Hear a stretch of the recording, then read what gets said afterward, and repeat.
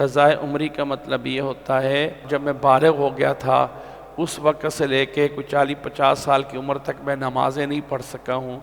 अब नमाज तौबा की तौफ़ीक़ हुई है, अल्लाह ताला से तौबा करके नमाज़ें पढ़ना शुरू की है। तो पिछली नमाज़ों की क़ज़ाई हर नमाज के साथ एक नमाज पढ़ना या फ़लाँ करना, याद रख लें मेरे भाई, इस्लाम में ऐसा कोई तसव्वुर नहीं है। इस्लाम ये कहता है कि आप सच्चे दिल से तौबा करें, सच्चे दिल से तौबा करें, अल्लाह से माफ़ी मांगे।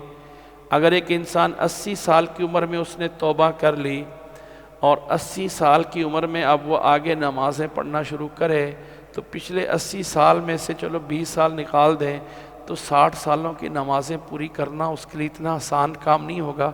वो 24 घंटे भी लगा रहेगा तो पूरी नहीं कर सकेगा।